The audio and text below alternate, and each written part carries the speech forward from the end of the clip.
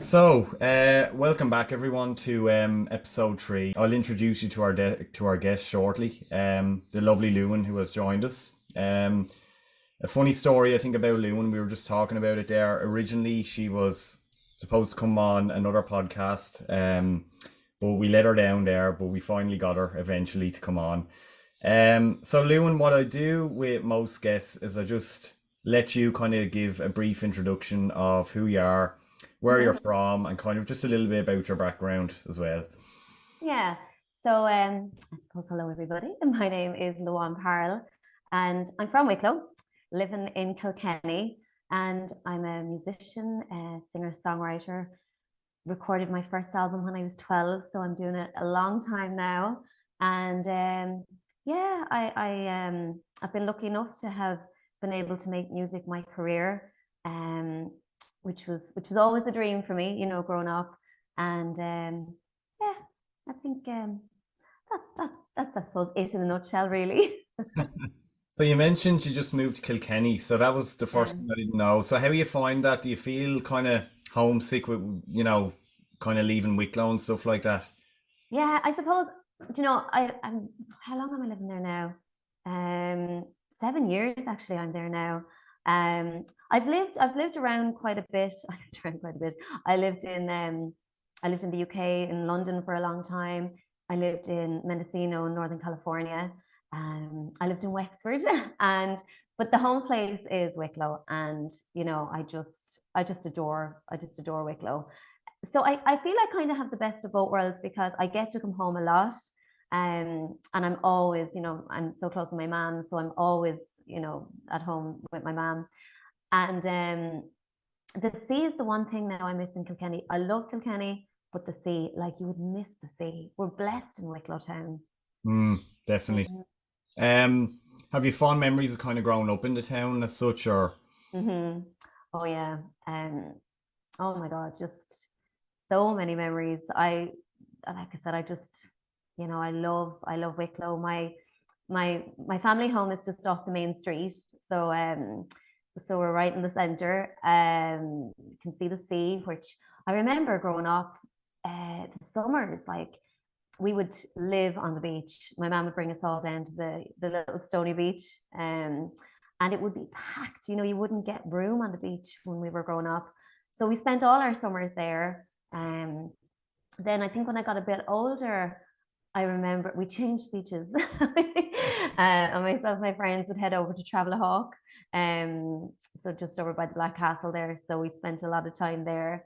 Um, and yeah, just all the parades in the town, the fancy dress.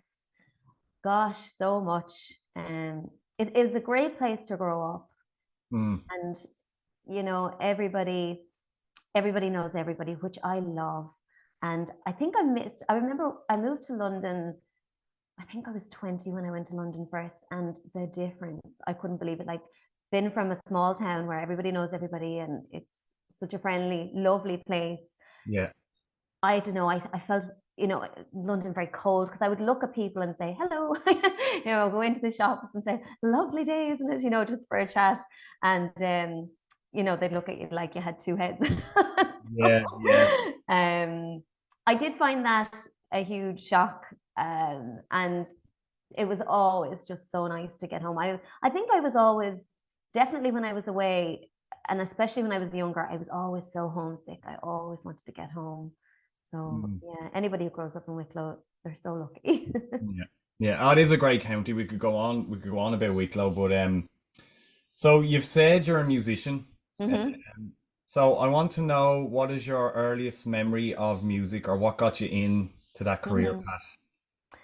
So my earliest memory would be my dad played guitar and sang. And when we were kids, he would sing us to sleep. So, instead of like getting a story read, my dad would sit down on the side of the bed with the guitar and he would sing us all these little nursery rhymes.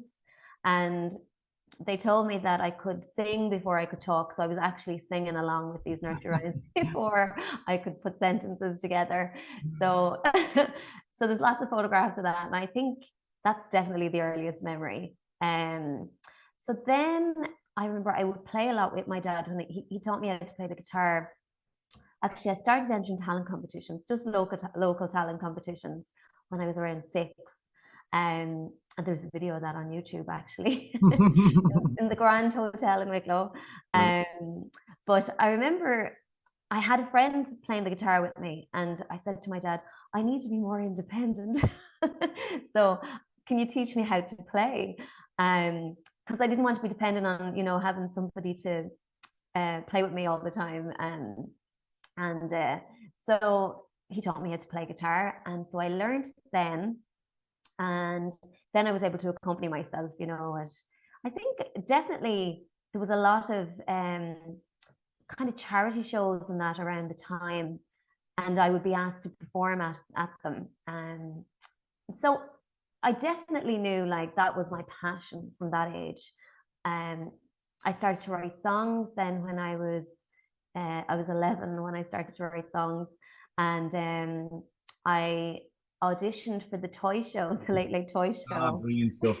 Yeah, with one of my own songs when I was 11, and I performed.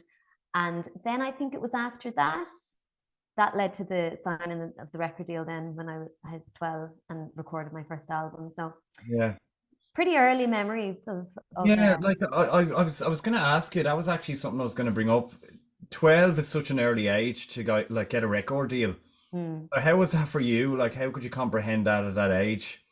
Yeah, I don't think I really did. I remember I loved being in the studio. It was such an exciting place to be, behind the desk and, in the booth recording vocals. And I think I was just delighted that I was getting the opportunity to sing and that somebody was listening. Yeah. So, like I say, I don't think I really, I I realized the extent of what it was. And I remember my poor dad, he was awful worried when he was presented with the contract, because he was my guardian and he had to make the decision. Yeah. And I had made the album at that point. I didn't write any of the songs on the album, they had been written for me. And I remember the recording studio, it was Trend Studios in Dublin, just on Sir John Rogerson's quay there. And before we went in to sign the contract, I remember my dad just walked up and down the quay, up and down. And I was just walking up and down with him, saying, come on, hurry up, sign it. What are we waiting for? So, yeah, I didn't really understand, where he knew the enormity of what it was, to be signing. I think it was 5 years at that stage. So it was a 5-year contract. So, he knew how huge that was, to be basically signing his daughter's life away almost. Yeah. So yeah, It's like it's mesmerizing to be at that age, and you kind of presented that opportunity as well. Like, yeah. and how did the family take it? Like, were they just kind of overwhelmed, or were they supportive, or how did they go about it? So I remember my mom was always the sensible one. My dad was always a bit of a dreamer as well, like me. And so it was always good that we had my mom to, keep us grounded maybe, or just be the sensible one. It was very kind of, growing up in the house, we were always surrounded by music, and so it was kind of very normal. So when this all came about, I remember the kind of things that my mom and I suppose my parents were worried about was, what did that mean for my future, and how much would I be in control? And I suppose essentially I wouldn't have been in control of anything, and they were giving away control. So my dad he was a plumbing and heating contractor, so he had a business in the town. And then what happened was, the label was an Irish label. They wanted to sell the contract over to a label in America. So that would have meant I would have had to move to America, and my dad would have potentially had to move with me as my guardian. And of course, he had the business. He had a young family. And that's where my mom was kind of, been the sensible one, saying, well, hang on now, I don't know if this is going to work. She would have been, at home with the kids, and we'd have been off in America, and it mightn't have worked out, who knows what would have happened. So at that stage, I had got to make an album. I'd got to perform and do some TV shows and things like that. And they kind of then decided between each other that it might be best if I went back to school, and if I still wanted to pursue this when I was of the age to make my own decisions, Yeah. that, you know, they would be fully supportive and behind me. And they continued to, that's what I did. And I wasn't happy about it now. At the time I wasn't happy. I was, you know what, yeah, I had the suitcase packed. I was gone, but they were always so supportive and helped me throughout, you know, always. Yeah. Yeah. That's what parents are there for. They're the best. They're the best. Um, I did a bit of background research on you, and I was surprised to learn that in '02 you signed for Sony Studios. Is that right? So Yeah, I signed. how did that process come about?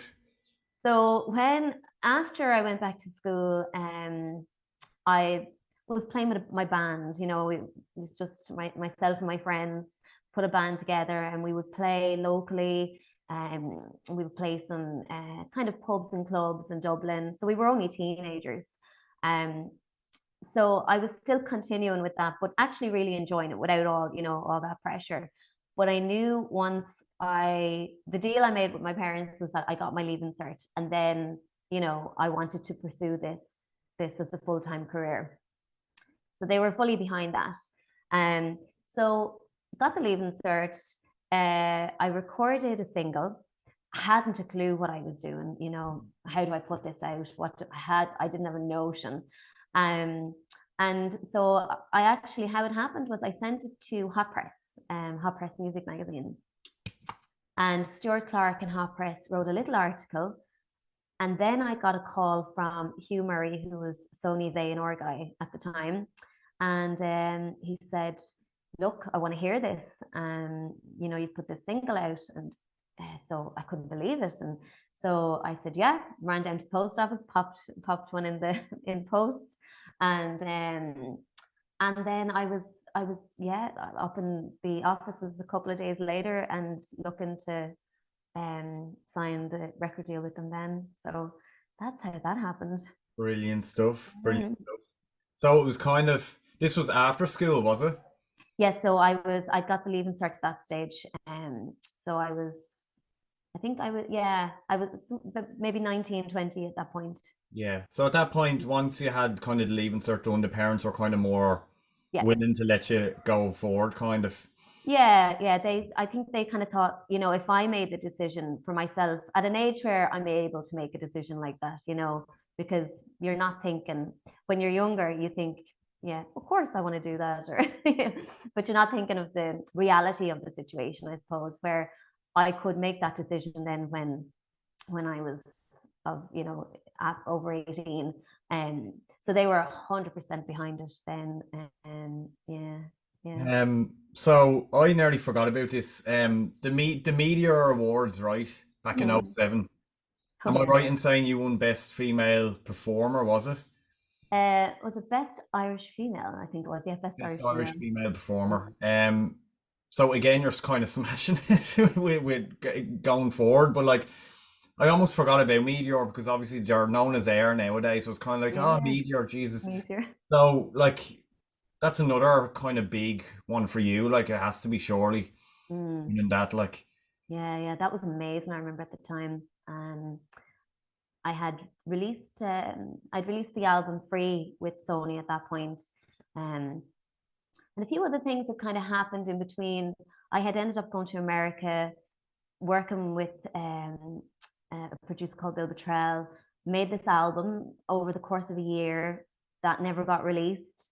And so I was lucky then to have, I went back over to London then and recorded the album Free, which was the one that came out then just before the Meteor Awards. But I remember being up in what was the Tree Arena now, the old Point Depot then, and that's where the awards took place. I never thought I was going to win. You know, I was just there for the day out, the night out, yeah. and it was amazing just being around so many incredible artists and performers. And I'll never forget like the shock when they called out my name. Mm. I still remember it, and I remember even I don't think I was ready for it because afterwards, it's all press, and they asked me where my outfit was from. Yeah. And I remember thinking, where is it from? And I wasn't kind of really prepared Not at that expecting point. that, like you're just going up for the night No, out and that's it. exactly, yeah. And so it was lovely. It was a great memory, definitely one of the highlights. Yeah, yeah. I hope there wasn't too much champagne like you were drinking at the time or before they announced it. I know, Yeah. imagine. And I, would you have had to would you have had to have given a speech at that? I did, yeah. Yeah. Because I remember thinking, did they call my name? Is it definitely me as I'm walking up, and I can hear my song playing in the background and everybody's clapping. And then I'm going, oh my God, it is me, isn't it? Could you imagine? So then I think my mouth got really dry. And I remember saying, like, thank you guys for voting, but it came out all, I think it might have come out like goats or something. Thank you. Yeah. But I was so overwhelmed, like couldn't believe it. Yeah. But yeah, it definitely was amazing. Brilliant stuff. Brilliant. So obviously like as a Wicklow singer-songwriter, Mhm. do you find that it's tough to kind of it's such a tough industry, music. Is it tough for you, do you find, to stay kind of relevant and kind of keep the projects rolling along, especially like for someone from Wicklow as well? It's kind of more based around Dublin. Dublin kind of gets more of the focal point. Yeah, I know what you mean. I think, yeah, you're always trying to put something out there as well that you can stand over and say this is the best product. Um, and I waited. There was about 10 years in between. I released an album called The Full Circle in 2010. And then my next album release wasn't until 2020, which was Never Say Goodbye. That was my last album release. In between that, I had an EP out. Um, but I think that's the thing, as well, that you need to stay relevant, but you also want to be able to stand over your product and say, this is the best possible product, that I can put out. Yeah. Um, and so I'm constant. One thing I actually did when COVID hit was, so I released the album a month before COVID. Terrible, terrible timing. Yeah. And then I had, gosh, we had sold out tours because you put so much into the pre-planning. So when the album was coming out for a couple of years, like you're booking the tour and everything. So it was all over Europe, and we had lots of dates in Ireland as well. And then everything was put on hold. And I remember at the time I was in shock. So, I thought, oh, it'll be fine. A couple of weeks, I'll keep sending out the posters and all that. But anyway, so that kind of, when the reality hit me and, I realized, well, I'm not going to be touring for a while. Then I did a course with Berkeley Online, a music production and recording course, which I loved because I needed to be able to get into the studio because I'm always recording Yes. all the time and always writing, and I wanted to be able to, be able to record what I wrote.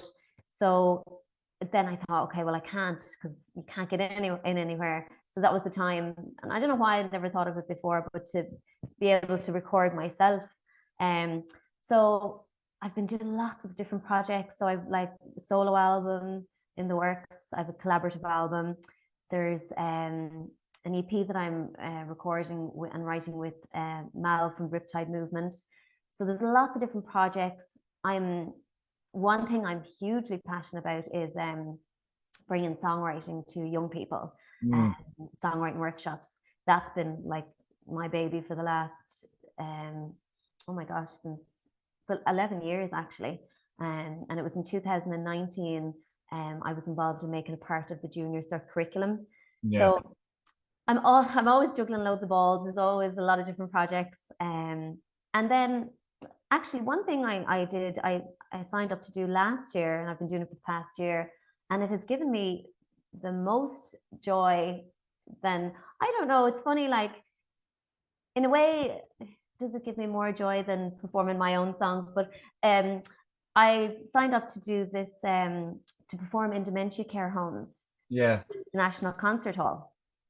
So I've been doing it for the past year, and I think what it brings me back to is, they're all the songs that they would know. So so I'm not going to go in there and sing my own songs. So it would be a lot of songs from old that will kind of resonate with the patients and that. And what it reminds me of is just singing, picking up a guitar, playing and singing, and just getting lost in that. You're not selling anything. You're not trying to put on, the big performance, the big shows. And I think I get lost in it. And I think I love it so much because it just reminds me of why I do it. This is why I do that. Because essentially I just love to sing and play, whether they're my songs or whether they're someone else's. So yeah, there's been lots of different projects. And I think that was a very long-winded answer to what you asked me. I've almost forgotten what the question was. But that's what I want, the old detailed answers. Brilliant. Yeah. What was I going to say? Yeah, so is it for you? You talked about performing there for people with dementia. I think you've kind of hinted at it. It's all about kind of bringing a smile to the people's faces and giving them a moment to remember to be lost in music, is it? Exactly. Yeah. And it just gives me so much joy then, as you say, to see the smiles on their faces and to see the enjoyment. And I think I just get lost in that then, and it's funny because one of the nurses, actually when I went in first, I thought I had this repertoire of songs that I had researched and that they were going to enjoy. And one of the patients said to one of the nurses, she's very good, but she doesn't sing anything we know. So I had to pull my socks up a bit and get to the homework again. Yeah, back to the drawing board. Back to the drawing board. So I've built up a bit of a repertoire now over the last year. But it was something that one of the nurses drew my attention to. Before every song, I was saying, "Oh, I love this one now. Oh, this one now, is my favorite one." And she laughed and she said, you say that before every single song." So I think yeah, and I think it just is about putting a smile on their face, and it's just back to, like I said, I just love to sing, and I did a lot of that actually growing up. When I was younger, my dad would bring me into there was a nursing home in Wicklow. I don't think it's there anymore, but he would bring me in there to perform and sing for the elderly patients. And Wicklow Hospital, do you remember? Yeah. Was there? Yeah, he would bring me there, and I think Ratrum as well. So it was something I was very used to doing when I was younger, when I was a kid. Now, you've done a kind of a songwriting course online. Would I be right in saying that? I don't know if that's still a thing that you're doing at the minute. How would someone get involved in that or kind of sign up to do that with you? Yeah, so at the minute I'm doing it through Walton's New School of Music. And so if you wanted to become involved with that, then it's through the Walton's website, and sign up for the songwriting course. And then other than that, I do a lot in schools. I would go into schools a lot, and what it is, if I went into a school, it could be a mix of students. Some might be musically inclined, others might not, and it might be more they like to write lyrics or poetry, which is just songs as poetry to melody. So I would do 3 hours, and by the end of the 3 hours, they'll know all about how to write a song, and they'll have a finished song that they'll have written as a group that they can perform at the end. So yeah, it's that kind of leads into my next question, because I remember seeing it. I think it's about a year or two ago with Coláiste Kilvonton, because I would have went to that school, and hadn't really. I kind of lost contact after I'd left, and I hadn't really thought much of it. And then this video pops up of the music students performing in Coláiste Kilvonton, and seeing them performing for iTunes and for charity basically, and seeing you there doing that. I want to know kind of how that all came about, because I don't know if you kind of realised, but the feel good feeling it brought just by seeing that video and seeing the message you were trying to spread. How did all that come about? So I start years back. So back in 2000, it was just after the Meteor Award, actually. So it was probably around 2008. Um, I released a song called Ghost, and I decided to do these all ages art show gigs because I didn't want it to be restricted to um, just older audience members. I wanted kids to be able to come into the gigs, with their parents and that. So I would visit schools locally. So if I was going to be in, say, a venue in Portlaoise, I would go to one of the local schools there, and I would say, hey, just to let you know, I'm going to be, playing a gig. You can come.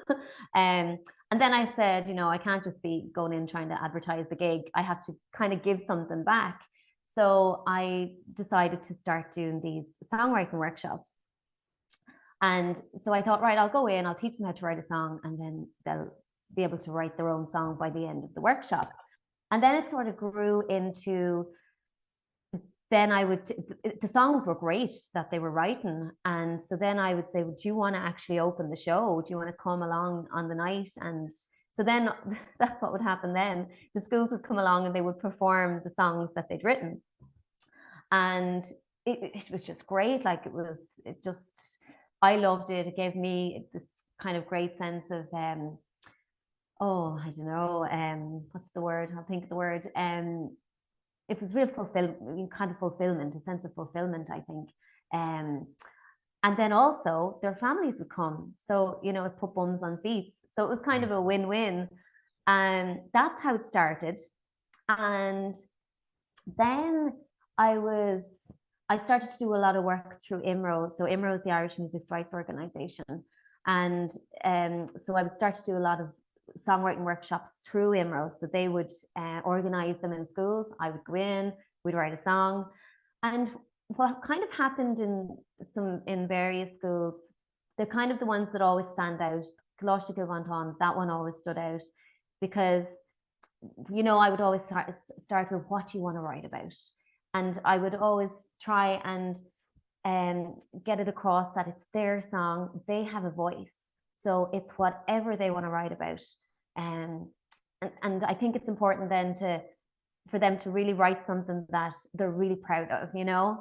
And I remember in that particular school, one of the students talked about her dad and how her dad had been ill. And then that kind of was the theme of the song. And at that, kind of, I think sometimes magic just happens. And that was a case where the theme of the song worked. There was so many talented students. And like I said, it's always really important that I think whatever they want to write about is something that they're passionate about. And that gets the message across because it's real, So that one I remember always stood out. And there was another one that stood out. It was called My Hero, and it was with the Clonmel Presentation Secondary School. And like that, I started off, what would you like to write about? And one of the girls told me that her teacher had tragically passed away. And, I could see how it had affected all the students, that this teacher was so loved.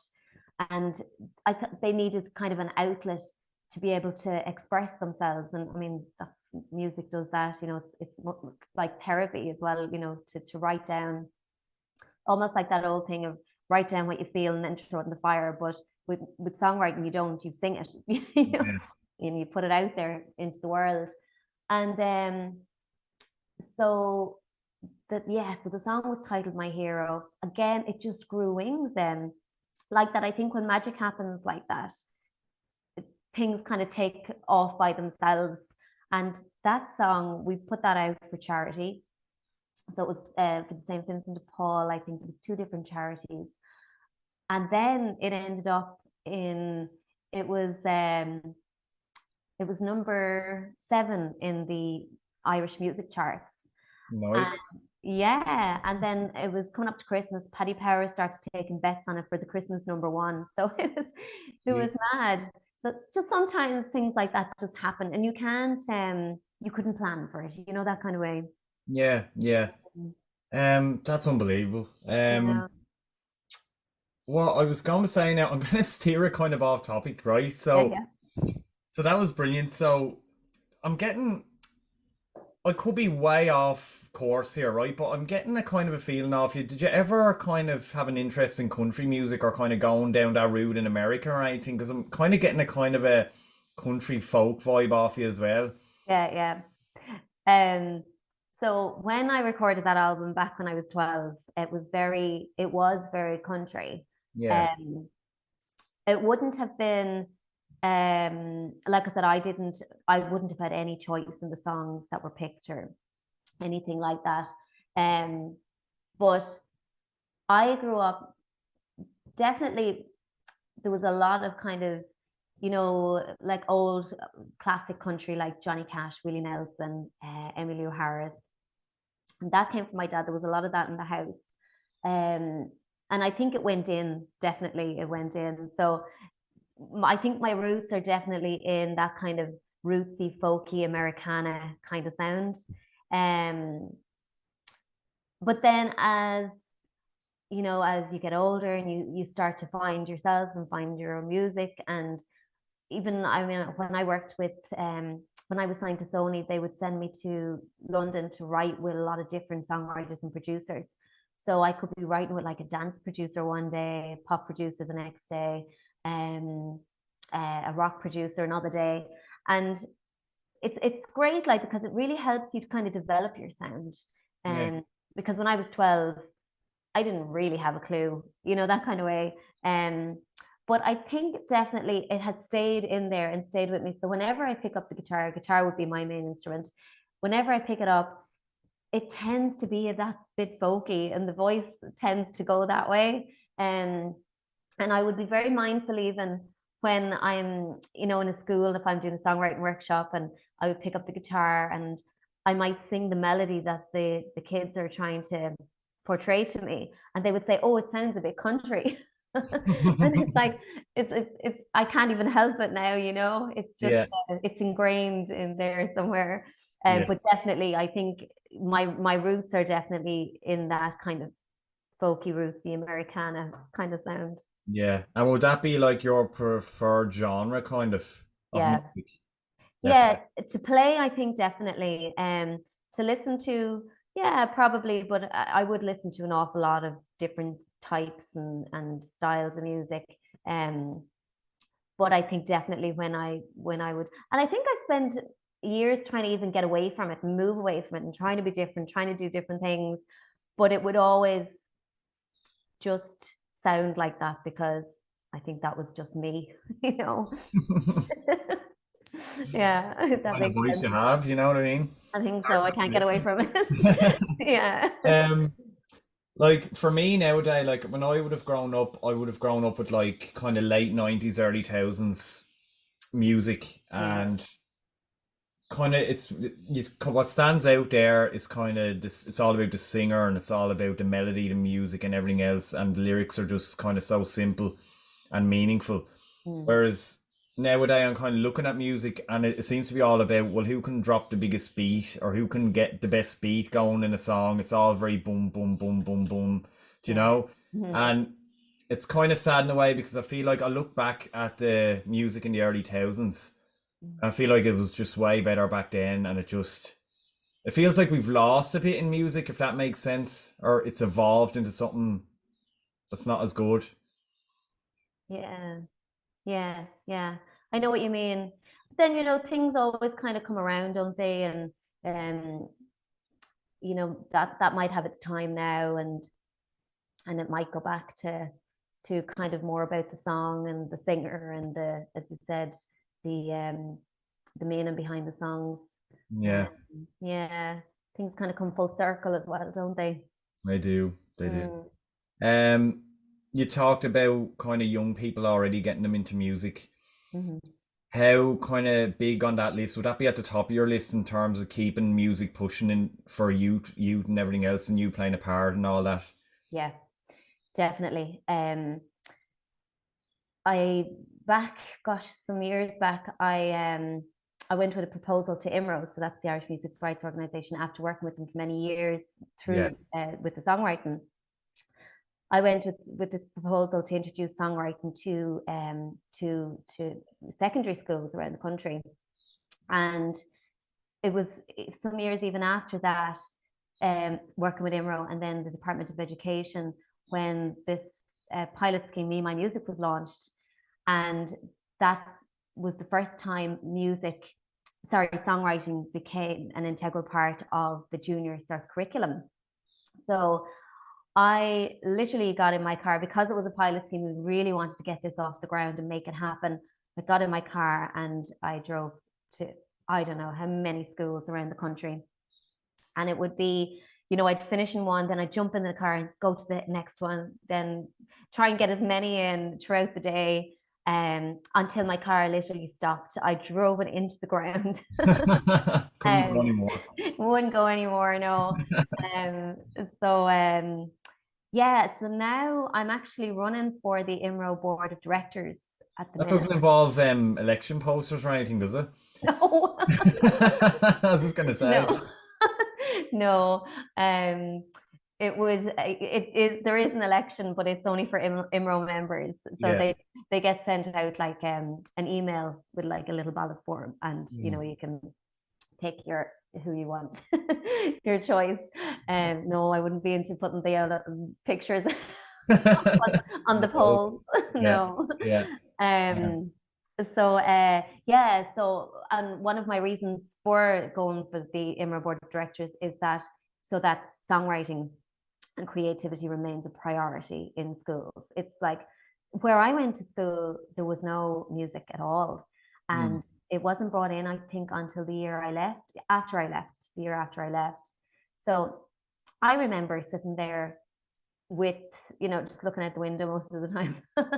And my guidance counselor would say to me, so what do you want to do when you leave school, And I said, I want to be a full-time professional musician. And, then they would say, okay, well, what do you really want to do, And I'm like, that's what I really want to do. And I was looking for some sort of help and guidance, and they didn't know how, Yeah. So I didn't feel like it was supported in that sense. So now to go into schools, go into classrooms and see like drum kits, all these ukuleles on the walls, amps, bass guitars, electric guitars, and kids just to go over and just pick them up and start playing, like it just my heart explodes with joy. It really does. I love it, and I love to see that enthusiasm and creativity in kids. Just nothing makes me as happy, and that's the truth now. Yeah, just seeing the youth kind of, the next generation basically coming up doing what they want to do.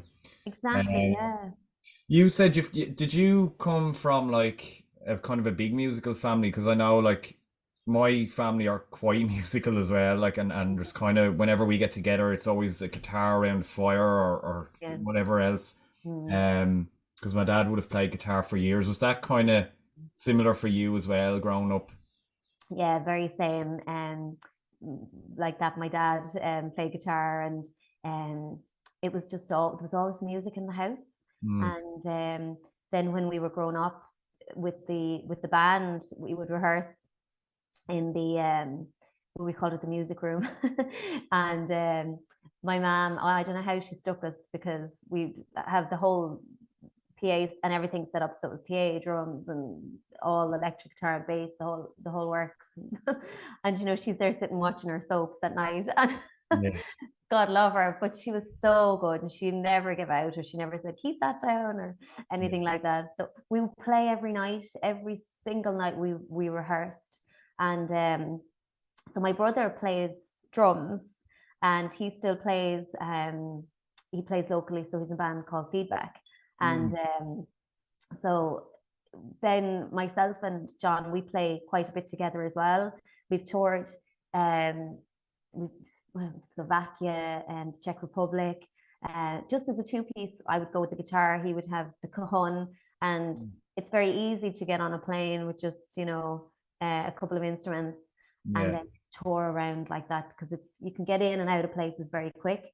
So we would play still a lot together, and we grew up playing together. He was the drummer in the band. And actually that brings me back to when you asked me at the start, memories growing up in Wicklow. Yeah. We, we had a little residency gig in, you wouldn't remember, Mulva Hills was the name of the pub. It was beside Peggy's there. Mm. Yeah. It was Mulva Hills when we were kids growing up. And before that, it was known as the Pole. I think some people still called it the Pole. But John was only 12 when he was playing. And I'm 5 years older than him. So, you know, we were all really, really young. And we were playing like 3 hour sets in the pub. Yeah, very exhausting. Like, But you know, it was amazing. Like we shouldn't have been in there at all. When I think about it now, we were sitting there with our, you know, our Diet Cokes. yeah, Um, but it was an amazing, amazing way to, I suppose, to learn our instrument, to learn what it was to be in front of an audience. Um, and we played in a lot of different pubs as well. And I remember Patrick's night was always the night that you didn't really like playing because yeah. it could be a little bit messy or a little bit hit and miss. And I remember I used to say to my dad, what do we do if a fight breaks out, you know? And he said, you keep playing, you don't stop. You keep playing. And I remember one night, my other brother Joseph played in the band as well. And I remember he was singing, and it wasn't in the pole, it was a different place. It was a different, I think it was up in Roundwood somewhere. But of course a fight broke out, and I remember the microphone just kept smacking him in the face from, you know, the shuffling that was going on in front. Yeah. But I was just looking at him going, keep playing, keep playing, keep Yeah, singing. you grant. Fine. So yeah. Oh my God.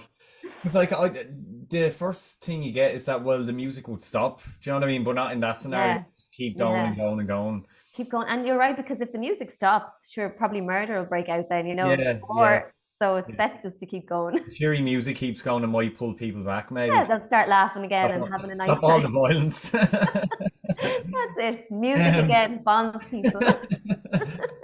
um, what I was gonna say is, like, say if a young person out there wants to get into music, like you Yeah. said already, that obviously schools have evolved now, so they allow music to be taught. Thank Mhm. God nowadays. Yeah. But for you, if you had to give advice to a young person out there who wants to be a musician, Mm. and we still have this thing going around about being laughed at, and come on, like, let's be serious here. Mm. How would you, as a musician, kind of, what would you say to them in terms of getting into that industry? So I would say, first and foremost, as well, is start writing, because the money is in the writing, and it's not, you know, album sales are gone. Um, Writing and touring is a lot of where, you know, the revenue stream is. So start writing, then just get out in front of an audience and play. I think just to start getting that experience performing in front of people, and then you can start trying out the songs that you're writing. And that's a great way to try them out, you know, what the audience, how the audience reacts to the songs, and you can start tweaking them. um then when you're very confident, you know, with having, say, a repertoire of songs, even if it's an EP, or I think probably an EP. So if you could get maybe 4 or 5 songs Mm, that are your own and record them, you know, it doesn't have to be an expense that, you know, like years ago, it was very expensive to go into a recording studio. You can do so much online now with, you know, and the kids, they're kind of taught it in school now. So a lot of the kids are using GarageBand and Pro Tools, and Audacity is another one. So there's some yeah, programs that they can use, like GarageBand and Audacity are free programs. yeah, So Audacity is very good. very good, yeah. And then just start recording. And when you're happy with what you're putting out, you know, with, I suppose, when you're happy with your recording, and then you can release it online. And the thing is that the whole world is so accessible now. You can put up something on, you can go through something like TuneCore, and TuneCore, when you upload your song onto TuneCore, that will put it out then to all the digital platforms, so like Spotify, TikTok. um so I think it's important to grow the fan base as well. So, like, you know, I don't actually have a TikTok now myself, but Yeah, I don't like TikTok myself, but yeah, I'm on everything else except TikTok. But yeah, you know, I think it's important to be on, especially, like, you know, if you're a young artist or a young band, get on all these social media platforms, yeah, build the fan base. it's not like years back when you would get signed, there was a lot of artist development. But that's not there anymore. Now labels want the artist to have their fan base, to have already developed to a point, so that it's an easier sell for them, because they don't want to put up, all that work into it. They want an artist or a band that's already sort of there. So I think that's the thing. It's just to get out, get in front of people, get writing, then get your music up on Spotify. But I would say once you're happy with it, because once something's out in public domain, it's out there. So just to make sure that you're really happy and confident with what you're putting out there. Have other ears listen to it, and get it mastered, maybe get it mixed and get it mastered by somebody else, and just be very happy with, because once it's out there, sometimes it's hard to take it back then. And then just, I think, having a brand. So, if you have like your Facebook page, your Instagram, and just to make sure that you have a kind of a brand, a recognizable brand, some maybe nice photos or nice logos, so that when somebody pops on your website or pops into your social media, that they recognize it and go, oh yeah, that's so and so. So they'll instantly recognize it. But there's so much you can do yourself. So just get out there, get gigging, get in front of people, and and just I suppose start building the name, and so much you can do now. So it's very exciting, I think. Yeah, it is very exciting. All the sources are there. And remember one person saying to me, all you really need nowadays, like a phone and just an editing software or a laptop or something else, Exactly. That's it. Whereas before, you needed the labels, and you needed it wasn't that true. And I even think when you asked me how did I get signed, and I was thinking I had to post the album or the EP, you just email it now. So it's not like it was back even a few years ago. And everything is evolving all the time. And just when you think you're on top of it all, it changes again, So I think there's so many. Incoming call. Sorry about that. That's no bother. God. Decline that. Oh God. That's grand. 2 seconds now. I'll hit pause on that.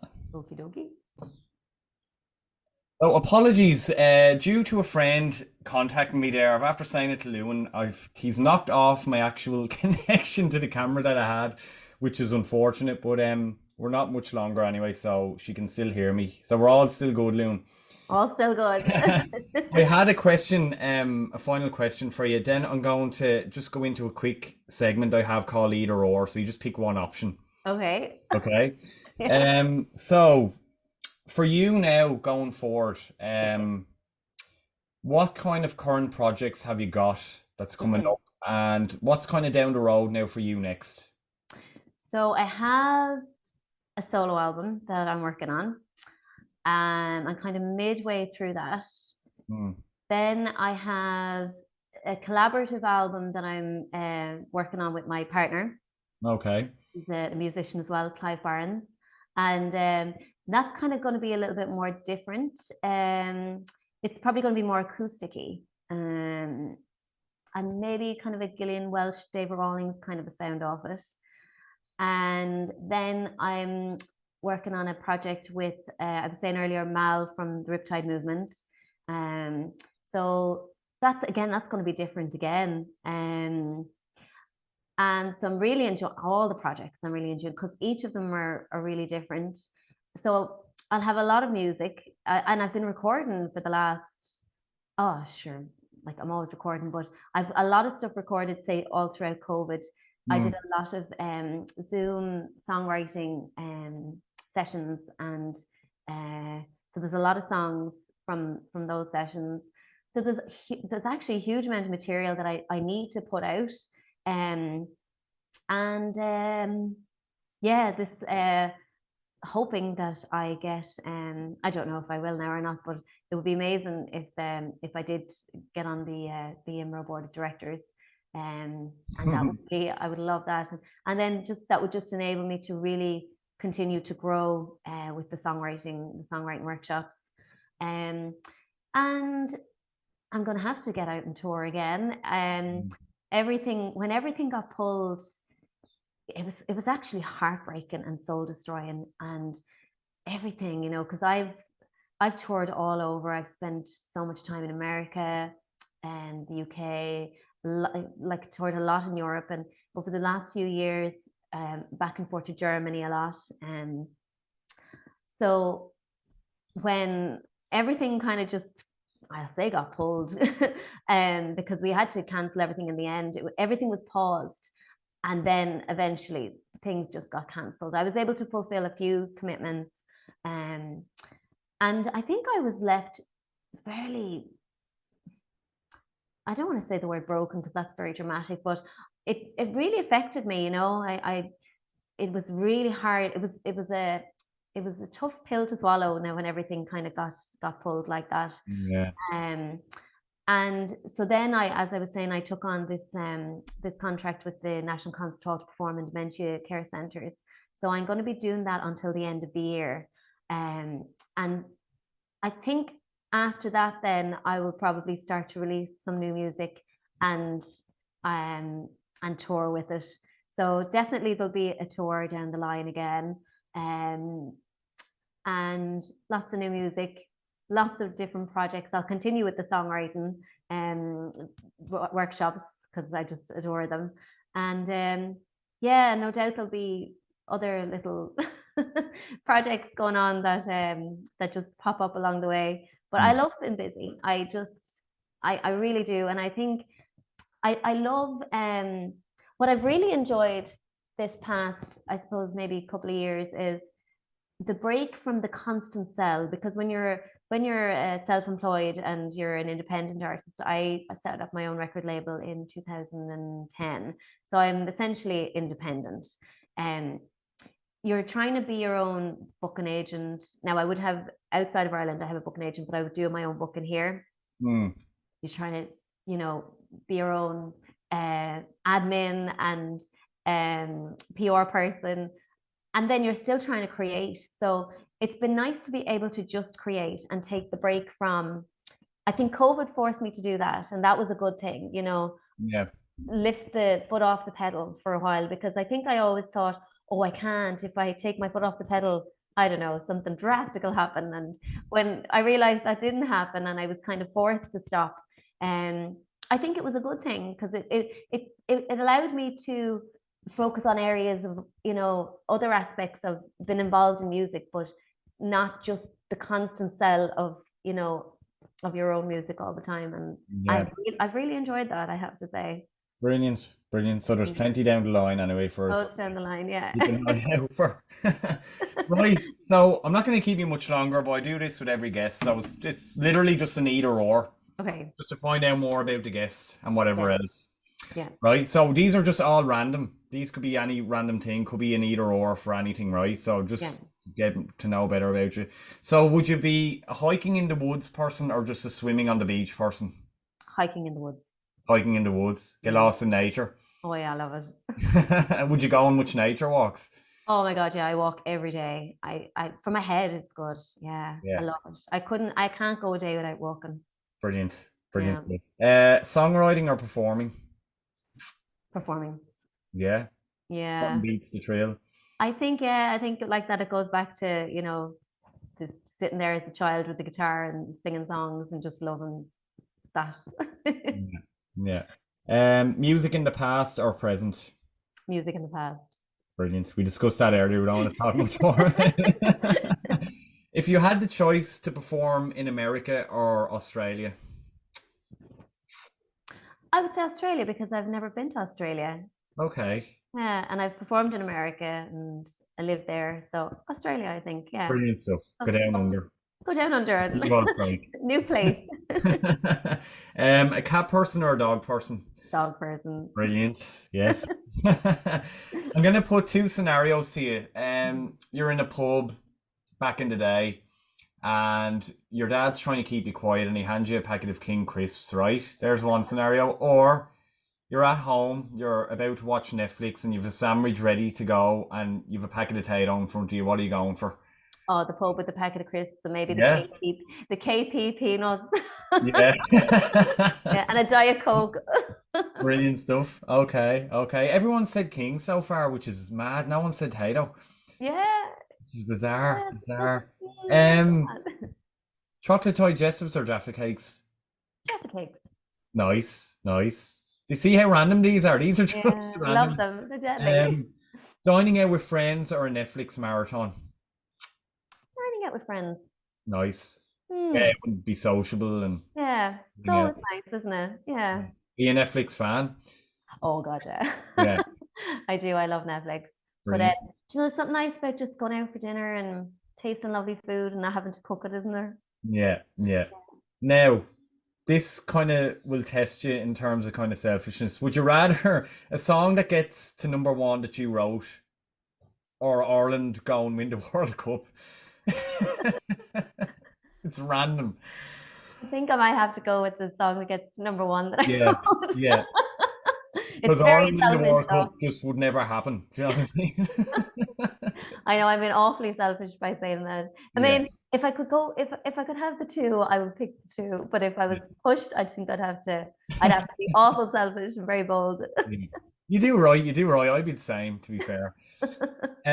Perform for Ireland in the Eurovision, yes or no? No, No. Doesn't appeal no, to you. no, Too no. political.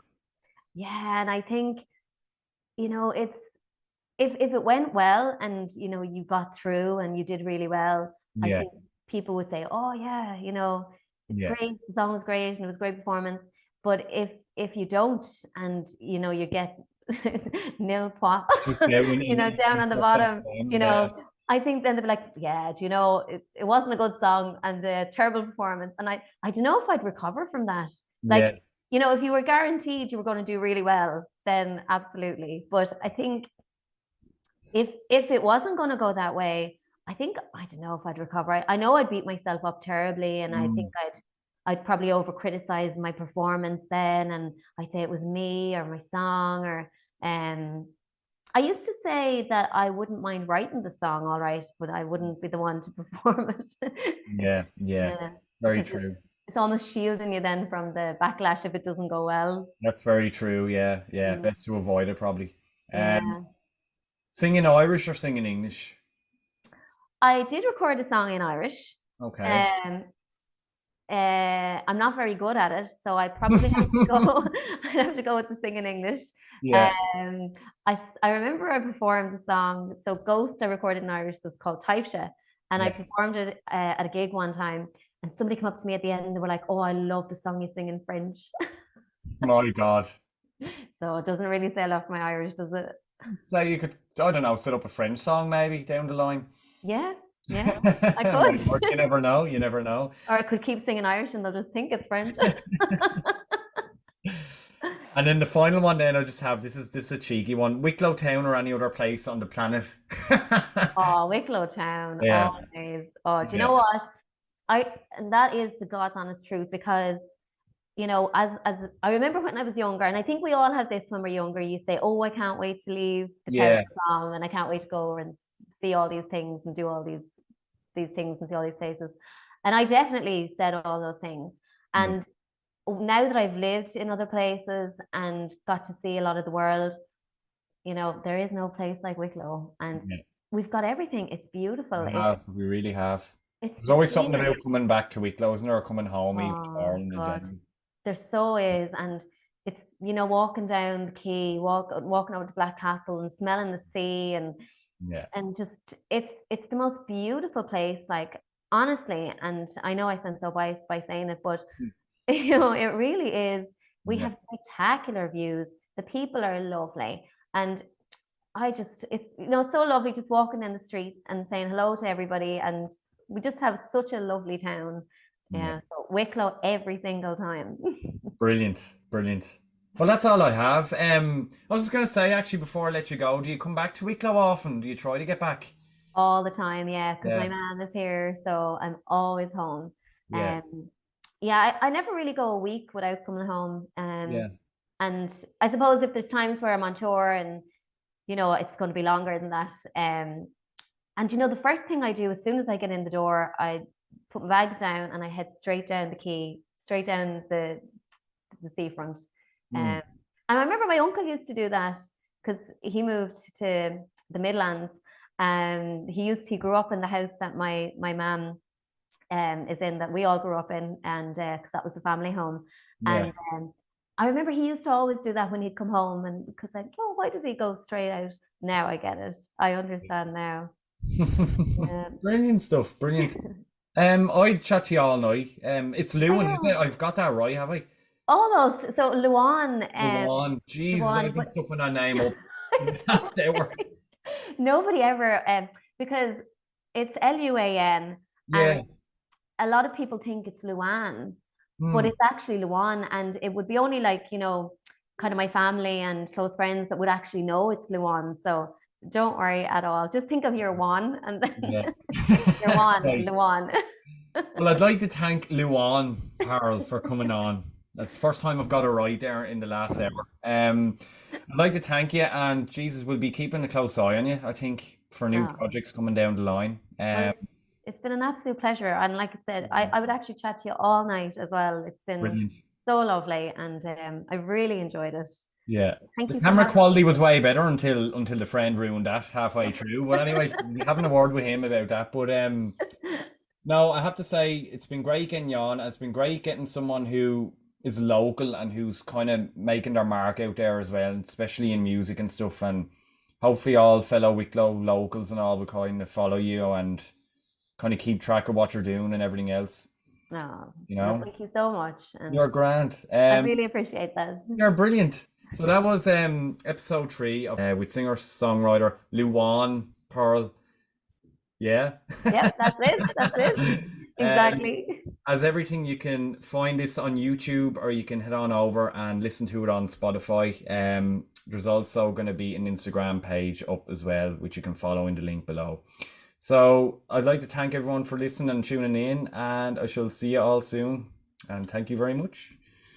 Thanks a million.